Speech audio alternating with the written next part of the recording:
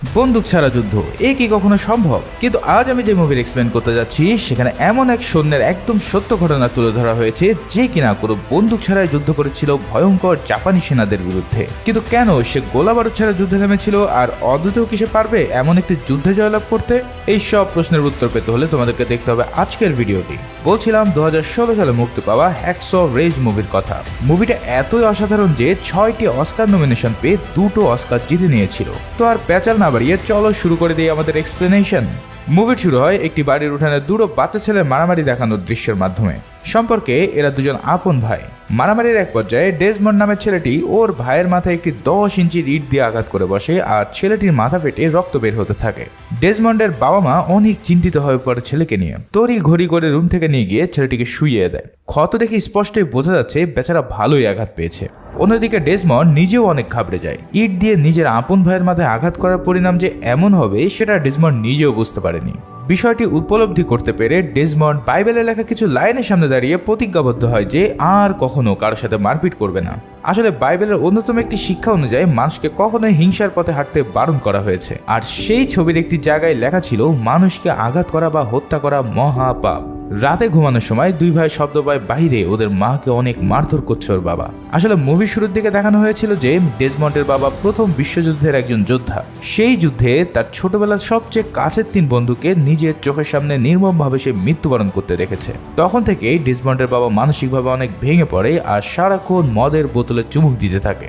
যাই হোক, এই ঘটনার 15 বছর অতিবাহিত হয়ে যায় আর ডেজমন্ডকে একটি চার্চে দেখানো হয়। বর্তমানে অনেক বড় হয়ে গিয়েছে ডেজমন্ড এবং মাঝে মাঝে সে চার্চে এসে চার্চের পরিষ্কার পরিচ্ছন্নতার কাজ করে থাকে।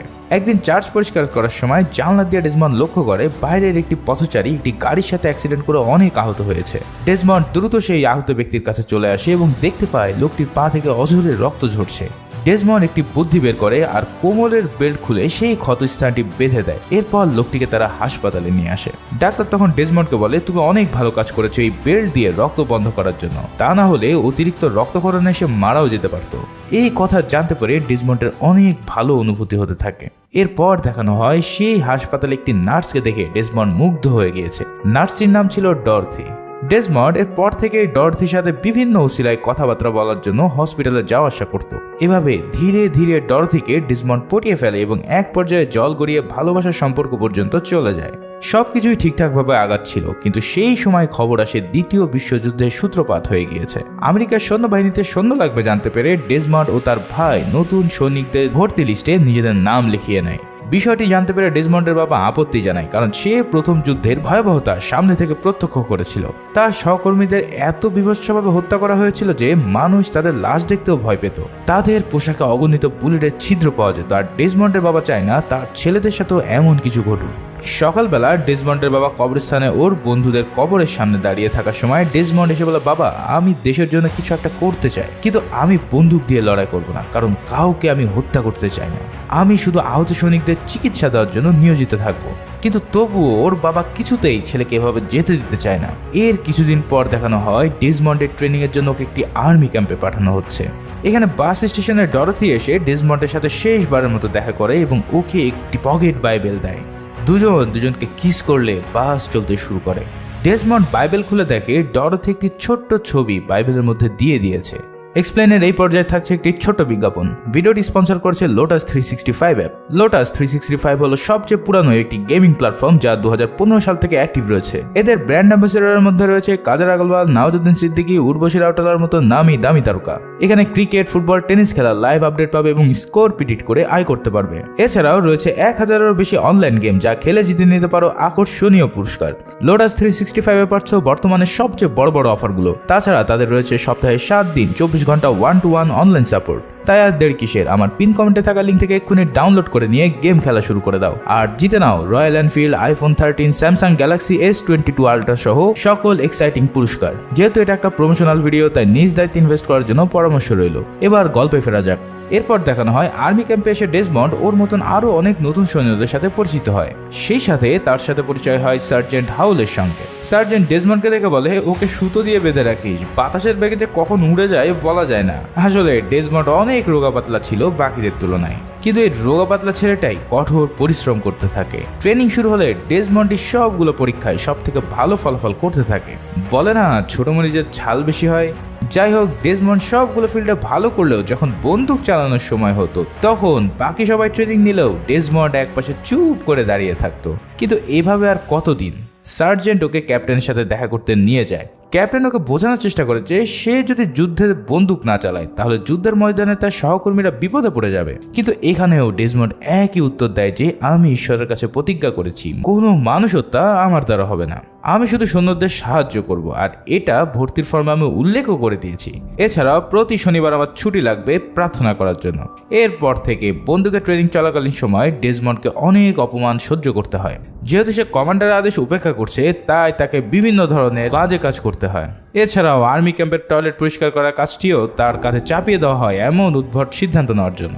এক রাতে দেখা যায় ডেজমন্ড চুপচাপ এক স্থানে বসে বাইবেলটি খুলে ডরথির ছবি দেখছে। সেই সময় পিছন থেকে এসে স্মিথি নামে একটি ছেলে ডেজমন্ডের হাত থেকে বাইবেলটি ছিনিয়ে নেয় আর ডরথিকে নিয়ে অনেক খারাপ কথা বলতে থাকে। ছবি আর বাইবেলটি ফেরত চাইলে স্মিথি ডেজমন্ডকে নাক বরাবর একটি ঘুষি মেরে দেয়, কিন্তু তবুও একটা কথাও বলে না ডেজমন্ড। অপরদিকে সার্জেন এবং ক্যাপ্টেন মিলে ফোন দিয়ে এক সাইকোলজিক্যাল ডাক্তার দিয়ে ডেজমন্ডকে পরীক্ষা করায়।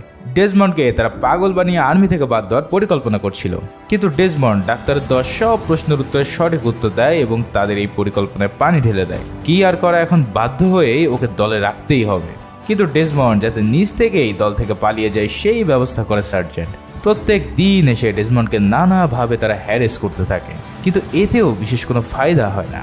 এক রাতে ঘুমানোর সময় স্মিথি আর অন্যান্যরা মিলে কোনো কারণ ছাড়াই ডেজমন্ডকে ব্যাপক মারধর করা শুরু করে। সার্জেন্ট এসে দেখে ডেজমন্ডের বেডশিটের রক্তে মাখামাখি হয়ে গিয়েছে। একটু পর ওয়াশরুম থেকে ডেজমন্ড আসলে কারোর নামেই কোনো নালিশ করে না সার্জেন্টের কাছে।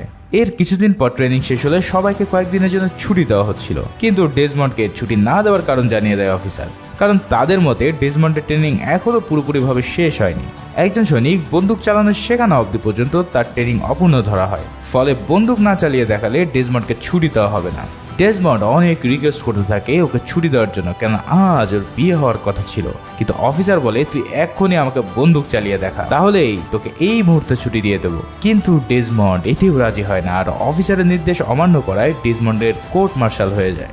মানে এই প্রক্রিয়াতে সমস্ত উশৃঙ্খল সৈনিকদের বিচার করে সাজা দেওয়া হয়, যে কারণে ডেজমন্ডকে একটি রুমে আটকে রাখা হয়। অন্যদিকে ডরথি ওর জন্য চার্চে অপেক্ষা করতে থাকে। এক পর্যায়ে ডরথি কোর্ট মার্শালের বিষয়টি জানতে পারে সোজা ডেজমন্ডের সাথে দেখা করতে সেখানে চলে আসে। ডরথি ডেজমন্ডকে অনুরোধ করে যে প্লিজ তুমি একবারের জন্য গানটা হাতে নাও, কারণ এটা তো খুব একটা বেশি কিছু না, তাহলেই তো সব ঝামেলা মিটে যায়। কিন্তু ডেজমন্ড এবারও চিন্তা ভাবনা করে বলে ঈশ্বরের কাছে করা প্রতিজ্ঞা আমি কখনোই ভাঙতে পারবো না। ডরথি এরপর বাইরে এসে ডেজমন্ডের বাবা মাকে সমস্ত ঘটনা খুলে বললে ডেজমন্ডের বাবা ইউনিফর্ম পরে এক উচ্চ পদস্থ কর্মকর্তার সাথে দেখা করতে চলে আসে। অন্যদিকে দেখা যায় কোর্টে ডেজমন্ডের বিচার হচ্ছে, কিন্তু তখনই ডেজমন্ডের বাবা তার সিনিয়র স্যারের কাছ থেকে একটি সুপারিশ লেখা চিঠি নিয়ে হাজির হয় সে কোর্টের রুমে। ফলে ডেজমন্ডের কোনো সাজা শোনার আগেই ওকে সেখান থেকে বাঁচিয়ে নেওয়া সম্ভব হয়। আসলে একজন মেডিক অফিসার হতে যা যা প্রয়োজন সবটাই ডেজমন্ডের ছিল। মেডিক অফিসার হচ্ছে তারাই যারা যুদ্ধের সকল সৈনিকদের ট্রিটমেন্ট করে থাকে। যেহেতু সে স্বেচ্ছায় একজন মেডিক হতে যাচ্ছিল, তাই ওকে দল থেকে বাদ দেওয়া একটি আইন বিরোধী কাজ। ফলে ডেজমন্ডের উপর থেকে সমস্ত অভিযোগ তুলে নেওয়া হয় আর ওকে যুদ্ধে একজন মেডিক হিসেবে যাওয়ার জন্য অনুমতি দেওয়া হয়। এরপর সে সময় চলে আসে যখন ওদের টিমকে যুদ্ধে পাঠানো হয়। সময়টা ছিল 1945 সালের মে মাস, স্থান ওয়াকিনোয়া। ওরা সেই রণক্ষেত্রে যাওয়ার সময় দেখতে পায় একের পর এক গাড়িতে করে শহীদ হওয়া মৃত সৈনিকদের নিয়ে যাওয়া হচ্ছে, আর এদের স্থানেই ডেজমন্ডদের আনা হচ্ছে। এখানে এসে ওরা জানতে পারে একটি উঁচু পাহাড়ের মতন স্থানে জাপানি সৈন্যরা ঘাঁটি মেরে বসে আছে। এই জায়গাটিকেই হ্যাক্সো রেজ নামে ডাকা হতো। আসলে এই জায়গাটি অনেক উঁচু হওয়ার কারণে সেখান থেকে যুদ্ধ করা সহজ হয়, আর যারা এখানে আধিপত্য বিস্তার করতে পারবে তারাই কেবল বাকি যুদ্ধগুলো জয় করতে পারবে। জাপানিদের ঘাঁটি দখল করতেই তাই এখন পর্যন্ত 6 বার আমেরিকানরা চেষ্টা করেছে, কিন্তু প্রতিবারেই ফলাফল হয়েছে শূন্য। এরপর আমরা দেখতে পাই সেই উঁচু স্থানে ওঠার জন্য টিম লিডার আদেশ দেয় একটি আর্টিলারি অ্যাটাক করার জন্য, যাতে দূর থেকে এদের উপর হামলা করে জায়গাটি প্রথমে সাফ করা যায়। যেই কথা সেই কাজ, দূরের একটি যুদ্ধজাহাজ থেকে একসাথে অনেকগুলো রকেট ছোড়া হয় পাহাড়ের উপর। পুরো স্থানটি আগুন আর ধোঁয়ায় আড়াল হয়ে যায়। জাপানি সৈন্যরা প্রাণ বাঁচাতে মাটির নিচে তৈরি করা বাংকারে ঢুকে পড়ে। এই সুযোগে আমেরিকান সৈন্যরা নেট বেয়ে উপরে উঠতে থাকে এবং সেই স্থানগুলোতে গিয়ে দেখতে পায় অজস্র মৃতদেহ সেখানে পচিয়ে গলে পড়ে রয়েছে। এমনকি সেই লাশগুলোকে বিভিন্ন ছোট ছোট প্রাণী ঠুকরে ঠুকরে খাচ্ছে। যুদ্ধক্ষেত্রে এমন ভয়াবহ পরিস্থিতি এর আগে ওরা কেউ কখনো দেখেনি, তাই সবাই বেশ ঘাবড়ে যায়। জায়গাটি ঠিকঠাক মতো অবজার্ভ করার আগেই জাপানিরা আচমকা তাদের উপর হামলা করে বসে। বৃষ্টির মতো বুলেট ছুটতে থাকে আমেরিকানদের লক্ষ্য করে, ফলে অসংখ্য আমেরিকান সৈন্য সেখানে আহত এবং অনেকে তো ডেড স্পট হয়ে সেখানেই মারা যায়। চারদিকে বোমা বিস্ফোরণ আর গুলির মাঝখানে ডেজমন্ড ওর কাজ শুরু করে দেয়। আহত সৈন্যদের খুঁজে খুঁজে চিকিৎসা শুরু করে দিতে থাকে ডেজমন্ড। নিমিষের মধ্যেই চারিদিকে এক ভয়ঙ্কর রূপ নেয়। ডেজমন্ড এবার লক্ষ্য করে স্মিথিকে ছুরিতে আঘাত করার জন্য এক জাপানিজ সৈন্য গুটি গুটি পায়ে আগাচ্ছে। স্মিথিকে আঘাত করতেই যাবে, ঠিক সেই সময় ডেজমন্ড একটি ঝাঁপ দিয়ে সেই জাপানি সৈন্যকে নিচে ফেলে দেয় এবং ধস্তাধস্তি শুরু করে। স্মিথিও তখন সেই জাপানি সৈন্যকে গুলি করে দেয় আর পরে দেখতে পারে তার জীবন রক্ষাকারী ব্যক্তি আর কেউই নয়, সে হচ্ছে ডেজমন্ড। এরপর দেখা যায় ডেজমন্ড একে একে সব আহত সৈনিকদের সাহায্য করার ট্রাই করছে, এমনকি যাদের বাঁচার চান্স অনেক কম তাদেরও তুলে ধরে সুরক্ষিত স্থানে নিয়ে আসছে। কিছুক্ষণ পর দেখা যায় জাপানি সৈন্যরা পিছু হটেছে। আমেরিকানরা ভেবে নেয় জাপানিরা বোধহয় হার মেনে নিয়েছে, ফলে সেই রাত্রে তারা ওই জায়গাটিতে বিশ্রাম নেওয়ার জন্য সিদ্ধান্ত নেয়। রাতের বেলা দেখা যায় স্মিথি এসে একটি উঁচু স্থানে বসে থাকা ডেজমন্ডের কাছে ক্ষমা চেয়ে নিচ্ছে ওর অতীতের সকল খারাপ কাজের জন্য। ডেজমন্ড বড় মনের অধিকারী, তাই স্মিথিকে এক কথাতেই মাফ করে দেয়। দুজনের মধ্যে বেশ ভালো বন্ধুত্ব সম্পর্ক তৈরি হয় এবং তারা একটা সময় বন্ধুও হয়ে যায়। কিন্তু দৃশ্যপট পরিবর্তন হলে দেখা যায় সকালবেলা অনেক বেশি পরিমাণ জাপানি সৈন্য সেই স্থানে আসা শুরু করেছে। আমেরিকানদের তুলনায় ওদের সংখ্যা ছিল দ্বিগুণ, ফলে আমেরিকানরা সবাই পুশব্যাক করা শুরু করে দেয় আর অপর পাশ থেকে জাপানিরা লাশের বন্যা বইয়ে দিতে থাকে। কিন্তু আহত হওয়া সৈনিকদের সেই সময় তাদের সহকর্মীদের দ্বারা সাহায্য করা সম্ভব ছিল না, ফলে ক্যাপ্টেন বাকিদের নিয়ে সেই স্থান থেকে পিছু ছড়ে আসার অর্ডার দেয় আর আবারও আর্টিলারি অ্যাটাক করতে বলে। এরপর আমরা দেখতে পাই আবারও সেই স্থানে বিস্ফোরণ ঘটানো হচ্ছে আর এসবের মাঝে স্মিথিকে আহত অবস্থায় পড়ে থাকতে দেখে ডেজমন্ড। স্মিথির গায়ে গুলি লেগেছিল আর সে এখন মৃত্যু পথযাত্রী। ডেজমন্ড তবুও ট্রাই করে যাচ্ছিল তাকে বাঁচানোর জন্য, কিন্তু শেষমেশ সে ব্যর্থ হয় আর স্মিথি সেখানেই মৃত্যুবরণ করে। বিস্ফোরণের ফলে আমেরিকান সৈন্যরা সেই স্থান থেকে নিচে নেমে আসা শুরু করে, কিন্তু চোখের সামনে এক বন্ধুকে হারিয়ে ডেজমন্ড কিছুতেই ফিরে যেতে চাইছিল না। ডেজমন্ড খুব ভালো করেই জানতো স্থানটিতে এখনো এমন অনেক বহু সৈন্য পড়ে আছে যাদের একটু সাহায্য করলেই বাঁচানো সম্ভব। তাই নিজের জীবনের তোয়াক্কা না করে ডেজমন্ড সেই বিস্ফোরণ আর গোলাগুলির মাঝখান দিয়ে ভিতরে ঢুকে যায়। অন্যদিকে নিচে নেমে এসে ক্যাপ্টেন জানতে পারে মাত্র 36 জন সৈন্য সুস্থভাবে ফিরে আসতে পেরেছে। সবাই আহত সৈনিকদের নিয়ে ক্যাম্পে ফিরে আসে, কিন্তু কারোরই ধারণা ছিল না ডেজমন্ড একা একা উপরে আহত সৈনিকদের সাহায্য করেই যাচ্ছে। সেখানে অনেক খোঁজাখুঁজির পর ডেজমন্ড একজনকে আহত অবস্থায় পেয়ে যায়। ওকে টেনে নিয়ে যাচ্ছিল নিচে নামানোর জন্য, কিন্তু সেই সময় অন্য আরেকজন আহত সৈন্য ডেজমন্ডের পা ধরে ফেলে। ওকে বাঁচানোর জন্য আকুত মিনতি করতে থাকে। ডেজমন্ড বলে, তুমি চিন্তা করো না, আমি খুব শীঘ্রই ফিরে আসছি। এই বলে ডেজমন্ড ওকে একটি মরফিনের ইনজেকশন পুশ করে দেয়, যেটা তাকে সাময়িক ব্যথা দূর করতে সাহায্য করবে। এরপর ডেজমন্ড নেটের সামনে এসে নিচে তাকিয়ে দেখে ওর সাথীরা কেউ তাদের জন্য অপেক্ষা করেনি, কিন্তু কোনো উপায় নেই, ওকে এই সৈন্য দুজনকে বাঁচাতেই হবে। তাই ডেজমন্ড একটি দড়িতে বেঁধে প্রথমে একজন সৈন্যকে নিচে নামাতে থাকে। নিচে দুজন সৈনিককে ক্যাপ্টেন রেখে গিয়েছিল জায়গাটি নজরদারি রাখার জন্য। তখন তারা দেখতে পায় উপর থেকে একজনকে নামানো হচ্ছে। এটা দেখে তারা দ্রুত সেখানে যায় আর আহত সৈনিককে গাড়িতে উঠিয়ে নেয়। আর ঠিক তখনই দেখা যায় আরো একজনকে নামানো হচ্ছে। অন্যদিকে দেখানো হয় ক্যাপ্টেন ক্যাম্পে এসে ওর সিনিয়র অফিসারকে এয়ার স্ট্রাইক করার জন্য বারণ করে দেয়, কারণ ক্যাপ্টেনের ক্যালকুলেশন অনুযায়ী এখনো পর্যন্ত 100 জনেরও বেশি সৈন্য হ্যাক্সোরেজের উপরে ছিল। তো তার কথা মতো এয়ার স্ট্রাইক বন্ধ করে দেওয়া হয়, যার ফলে জাপানিরা তাদের হাইড আউট থেকে বের হয় এবং আহত সৈনিকদের খুঁজে খুঁজে এক এক করে মারতে থাকে। ডেজমন্ড দূরের একটি জায়গায় লুকিয়ে লুকিয়ে এই দৃশ্যগুলো দেখছিল, কিন্তু তবুও সে ফিরে যাচ্ছিল না। কি করবে কিছুই বুঝে উঠতে পারছিল না ডেজমন্ড। আর তখনই ওর ডান পাশ থেকে এক সৈন্য হেল্প বলে ওঠে। ডেজমন্ড সেই সৈন্যের কাছে যায় এবং তাকে মাটি দিয়ে ঢেকে দেয় যাতে জাপানিরা তাকে দেখে না ফেলে। এরপর সে নিজে একটি মৃত সৈনিককে নিজের গায়ের উপরে নিয়ে তার উপর শুয়ে পড়ে, কিন্তু এক জাপানি সৈন্য ওর সামনে এসে ওর উপরে থাকা মৃত লাশের উপরে ছুরি দিয়ে আঘাত করতে থাকে।